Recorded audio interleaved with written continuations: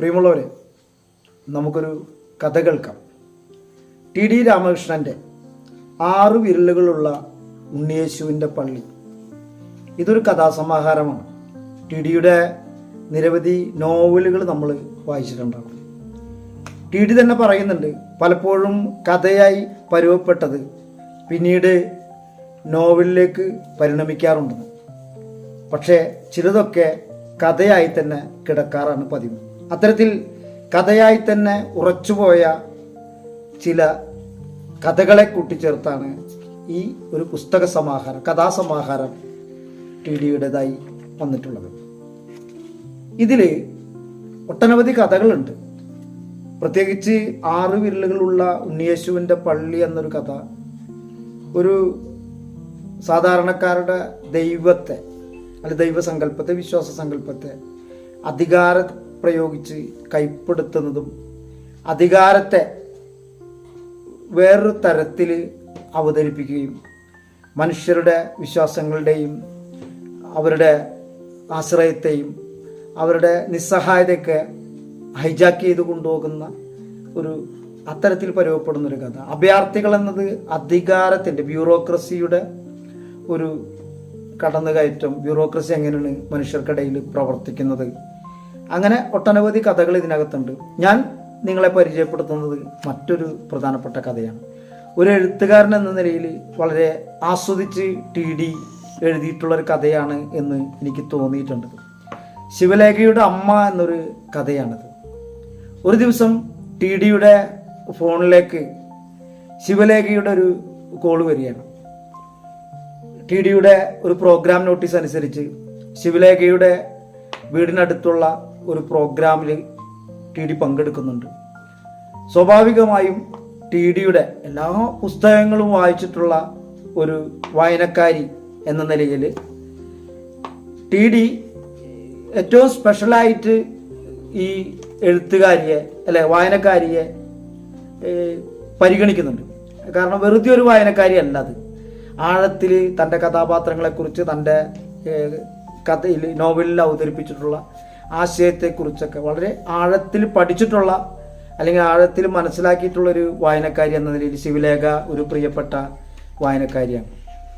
അങ്ങനെ ശിവലേഖയെ കാണാൻ ടി തീരുമാനിക്കുന്നുണ്ട്. പക്ഷേ പെട്ടെന്നാണ് ഒരു ആശുപത്രിയിലാണ് താൻ അവരെ കണ്ടുമുട്ടുക എന്നറിഞ്ഞപ്പോൾ ആശുപത്രിയിലെ ഒരു മോശം അവസ്ഥ, ദയനീയമായ ഒട്ടനവധി പേരുടെ രോഗികളുടെ കരച്ചിലുകൾ, അവരുടെ സങ്കടങ്ങൾ, ഇതൊക്കെ കാണുവാനുള്ള താല്പര്യമില്ലാത്തതിൻ്റെ പേരിൽ ആശുപത്രിയിലേക്കാണെങ്കിൽ ഞാൻ വരുന്നില്ല എന്ന് പറയുന്നുണ്ട്. പക്ഷേ നിർബന്ധമായും വരേണ്ടതുണ്ടെന്നും ആശുപത്രിയിലല്ലാതെ തന്നെ കാണാൻ നിവൃത്തിയില്ല എന്ന് പറയുമ്പോൾ തൻ്റെ അമ്മ ആശുപത്രിയിലാണ്, അതുകൊണ്ട് തനിക്ക് മറ്റെവിടേക്കും പോകാൻ കഴിയില്ല എന്നൊക്കെ പറഞ്ഞപ്പോൾ, മാത്രമല്ല ടിക്ക് അവിടെ എത്തിക്കഴിഞ്ഞാൽ പ്രോഗ്രാം തുടങ്ങാൻ കുറച്ച് സമയം ബാക്കിയുണ്ട്. അതുകൊണ്ടാണ് ശിവലേഖയെ കാണാനായിട്ട് ടി ആശുപത്രിയിലേക്ക് എത്തുന്നത്. ആശുപത്രിയിലെത്തി ശിവലേഖയെ കാണുമ്പോൾ തന്നെ വളരെ പ്രായം കുറഞ്ഞിട്ടുള്ള അവിവാഹിതയായിട്ടുള്ള ഒരു ചെറുപ്പക്കാരിയാണ്. അവരുടെ അമ്മ മരണാസന്നയായി 18 മാസക്കാലമേറെയായി ആശുപത്രിയിൽ തന്നെ കിടക്കുകയാണ്. ഈ അമ്മയുടെ അടുത്ത് എത്തുകയും അമ്മയുടെ അവസ്ഥ എന്ന് പറയുന്നത് ഓർമ്മകൾ നഷ്ടപ്പെട്ട ഒരു സ്ത്രീയാണ്. അവർ വായിക്കുന്നത്, ഓർമ്മയുള്ളപ്പോഴൊക്കെ വായിക്കാൻ ആഗ്രഹിക്കുന്നത്, വായിച്ച് കേൾക്കാൻ ആഗ്രഹിക്കുന്നത് ടിയുടെ കഥകളാണ്. ടിയുടെ ഒട്ടുമിക്ക എല്ലാ നോവലുകളും ഈ അമ്മ വായിച്ചിട്ടുണ്ട്. അവസാനമായി വായിച്ച് തീർത്തത് സുഗന്ധി എന്ന ആണ്ടാൾ ദേവനായിക എന്ന് പറയുന്ന ടിയുടെ ഒരു പ്രിയപ്പെട്ട പുസ്തകമാണ്.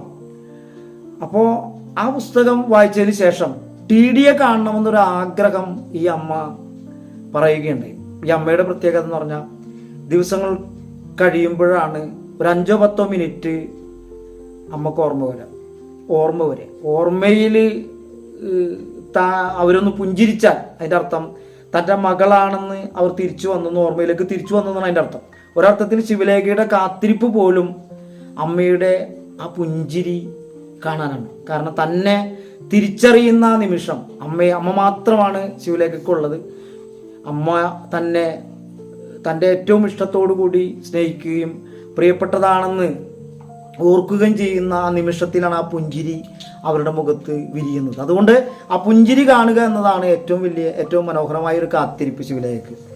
അങ്ങനെ ടി ഡി ചോദിക്കുന്നുണ്ട്, ഇന്ന് ഓർമ്മ വരുമോ? ഉറപ്പില്ല ഓർമ്മ വരുമെന്ന്. എങ്കിലും ടി ഡി കുറച്ച് നേരം അവരെ കാത്തിരിക്കുകയാണ്. കുറേ നേരങ്ങൾക്ക് ശേഷം ടി ഡിയുടെ പ്രിയപ്പെട്ട വായനക്കാരി ഓർമ്മയിലേക്ക് തിരിച്ചു വന്നിട്ട് പുഞ്ചിരിക്കുന്നുണ്ട്. ആ പുഞ്ചിരി ഒരുപക്ഷെ മകളെ കണ്ടതിൻ്റെ പേരിലായിരിക്കാം, തൻ്റെ പ്രിയപ്പെട്ട എഴുത്തുകാരനെ കണ്ടതിൻ്റെ പേരിലൊക്കെ ആയിരിക്കാം. ടി ഡിയോട് വളരെ സ്നേഹത്തോടു കൂടി അമ്മ ചോദിക്കുന്നുണ്ട്. അപ്പോൾ ശിവലേഖ ഒരിക്കൽ പറയുന്നുണ്ട്,